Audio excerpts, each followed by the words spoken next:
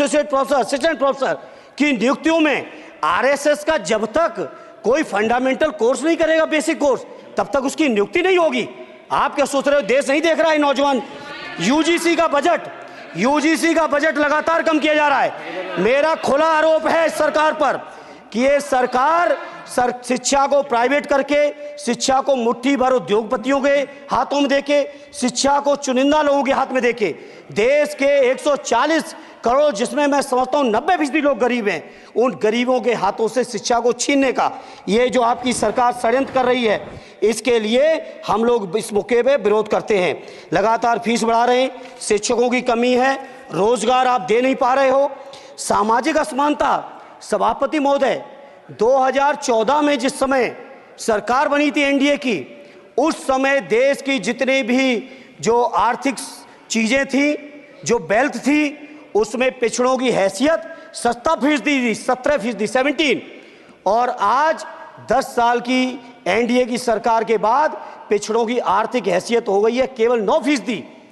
मैं कहना चाहता हूं चुनौती के साथ, वित्त मंत्री अपने जवाब में बता दें, अनुसूचित जनजाति का एक भी व्यक्ति देश में अरबपति हो तो बता दो, एक भी अरबपति हो तो बता दो, एक भी दलित को अरबपति आपने बना दिया हो तो बता दो, एक भी पिछड़े को बना दिया हो तो बता दो। आप जवाब में दे देना, आप डेटा दे देना, आप डेटा दे देना, हमारी दबाव नहीं रुकेगी। सभापति महोदय, जब बीजेपी की सरकार, जब बीजेपी के लोग विपक्ष में रहे तो ओपीएस की बातें किए। 10 साल से आप सत्ता चला रहे हो, 11वां बजट पेश कर रहे हो, पूरा देश आज ओपीएस के लिए सरकारी कर्मचारी परेशान है, कहीं ओपीएस की चर्चा नहीं है, पुरानी पेंशन की कोई चर्चा नहीं है। सभापति महोदय, पुरानी पेंशन तो पुरानी पेंशन, हम मांग करते हैं, बहुत बड़े राष्ट्रभक्त आप बनते हो, मैं मांग करता हूं देश के पैरामिलिट्री फोर्सेस को आप पुरानी पेंशन दीजिए। मैं मांग करता हूं, आप राष्ट्रभक्त हैं ना, सीमा में जो सुरक्षा कर रहे हैं, जो शहादत झेल रहे हैं, मेरी मांग है कि आप उनकी ओपीएस दीजिए। वो आप ओपीएस नहीं दे पाओगे। इसी तरह से सभापति महोदय, देश के अंदर बहुत से ऐसे संविदा कर्मचारी, एक से एक बढ़िया फार्मूला, अब कानूनन मंडल आयोग लागू हो गया तो कैसे पिछड़े और दलितों को रोकें? तो संविदा कर्मी की प्राइवेट कंपनी, प्राइवेट आपने आउटसोर्सिंग कर दी। आउटसोर्सिंग के कारण से देश के सारे दलित, सारे पिछड़े, सारे आदिवासी आपकी सेवाओं से बाहर हो गए, उनके पास कोई कानूनी हक नहीं। तो ये जो आरक्षण को खत्म करने के तरह तरह के जो आप लोग षड्यंत्र अपना रहे हो, इस षड्यंत्रों को देश का जनमानस पूरी तरह से जान भी चुका है, पहचान भी चुका है, और इसीलिए उत्तर प्रदेश से तो आपको कर ही दिया है बाहर, देश से भी बाहर जल्दी करेंगे और हमारे साथी मिलकर दूसरे प्रांतों से भी बाहर करेंगे। इसी तरह सभापति महोदय, हम मांग करते हैं, आप सोचिए उत्तर प्रदेश अकेले के अंदर, देश के हालात मुझे नहीं पता और बदतर होंगे, अकेले उत्तर प्रदेश में 1000 से ज्यादा शिक्षा मित्र आत्महत्या कर चुके। सभापति महोदय, कोई सरकार के कान पे जू नहीं रह रही है, किसान आत्महत्या कर रहे हैं, इन्हें कोई मतलब नहीं, अनुदेशकों को तनख्वाह नहीं मिल रही है समय से, कोई मतलब नहीं, आंगनबाड़ी महिलाएं परेशान हैं, इनको कोई मतलब नहीं। सभापति महोदय, आपकी आशा बहुएं, आपकी ये रसोईया महिलाएं, आपकी आंगनबाड़ी, पंचायत सहायक, रोजगार सेवक, मैं समझता हूं सभापति महोदय, यहाँ बैठे हर सदस्य के पास इनके क्षेत्रों का ये डेलीगेशन जरूर मिलता होगा और मांग करता होगा कि कम से कम हमारा मानदेय बढ़ाया जाए, हमें स्थायी किया जाए। सभापति महोदय, इसके लिए सभापति महोदय, मेरी पार्टी के किसी भी मेंबर से हम नंबर कम कर लेंगे, टाइम, मेरा टाइम बढ़ा दीजिए, बढ़ा दीजिए, कोई भी मेंबर हमारे लिए दे देंगे टाइम, हम लोग। इसलिए सभापति महोदय, इन सभी समस्याओं के लिए मैं आपसे कहना चाहता हूं कि इनका समाधान करिए, और नहीं समाधान करेंगे तो अभी तो बैसाखी पे बन गए, बिहार और आंध्रा को पैकेज देखे फिर देश में कितने राज्यों को पैकेज दे पाओगे? अरे वित्त मंत्री जी, उत्तर प्रदेश से आते हो, इतना भी हक नहीं कि पूरे बजट भाषण में एक बार उत्तर प्रदेश का नाम आ जाता।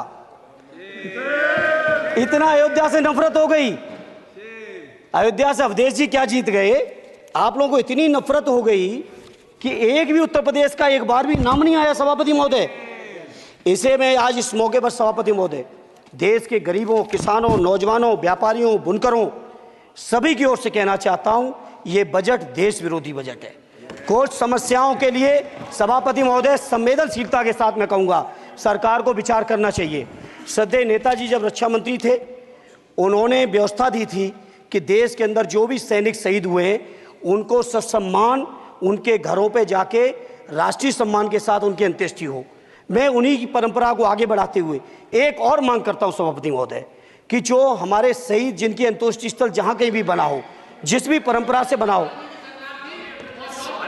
अरे आपको कुछ नहीं पता है, अरे यही तुम्हारे सैनिकों के लिए यही तुम्हारा भाव है। सभापति महोदय, आप बोले सर। सभापति महोदय, मेरा अनुरोध है अग्निवीर की योजना खत्म की जाए। ये 4 साल के सैनिक से देश की उतनी मजबूत रक्षा नहीं हो सकती। नौजवानों को गुमराह करके केवल 4 साल, उन्हें दो ना 60 साल तक रिटायरमेंट, 4 साल बाद वो कहाँ नौकरी ढूंढेंगे। इसे मेरी मांग है अग्निवीर की योजना खत्म की जाए।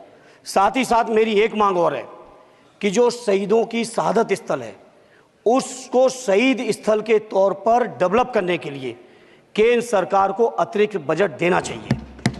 मैं नहीं समझता हूँ इसमें किसी को कोई दिक्कत होनी चाहिए।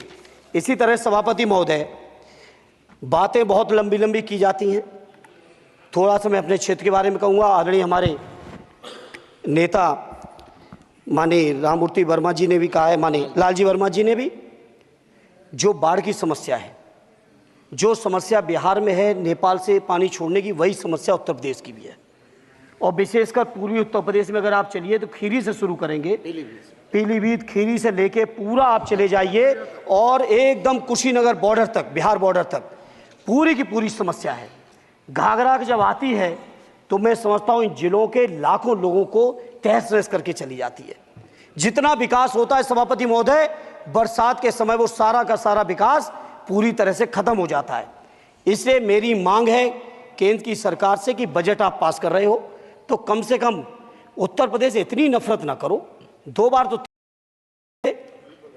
और तब भी ये वित्त मंत्री जी हंस रहे हैं, इनके यहाँ भी आता है, बाढ़ तो जाती होगी महाराज, बसता तो नहीं होगा, कुशीनगर बसता नहीं होगा, आपका मऊ बसता नहीं है, आजमगढ़ बसता नहीं, अम्बेडकर नगर बसता नहीं, बहराइच बसता नहीं, खीरी बसता नहीं, श्रावस्ती बसता नहीं, पीलीभीत बसता नहीं, बलिया बसता नहीं है, कुशीनगर बसता नहीं है, गोरखपुर बसता नहीं है।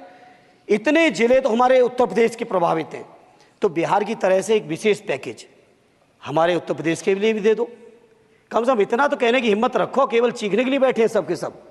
सभापति महोदय, दूसरा एक मैं बात, हमसे पूर्व जो सांसद रहे हमारे आजमगढ़ के, बड़ी लंबी लंबी बातें की, गोरखपुर से आजमगढ़ होते हुए बनारस तक का हमने रेलवे लाइन स्वीकृत करा दिया। सभापति महोदय, मैंने जब पता किया अधिकारियों से तो सच्चाई ये है कि अभी उस पर एक भी पैसे का बजट का आवंटन नहीं है, नहीं है बजट का आवंटन। हाँ, आज आप ही ने तो पेश किया बजट, आप ही तो साइन किए हो, निर्मला जी ने तो किया नहीं होगा, आप ही ने किया होगा। तो सभापति महोदय, उस पर बजट भी आए, उस पर बजट भी आना चाहिए। दूसरा सभापति महोदय, ये जो समस्या है बाढ़ वाली, मैं समझता हूं कोई अकेले मेरी नहीं है, मेरे अकेले क्षेत्र की नहीं है। जो भी संवेदनशील व्यक्ति होगा इस पर जरूर गंभीरता से सोचेगा, उसको सोचे। इसी के साथ मैं अपनी पार्टी की ओर से इस जन विरोधी बजट का पुरजोर विरोध करता हूं। बहुत बहुत धन्यवाद।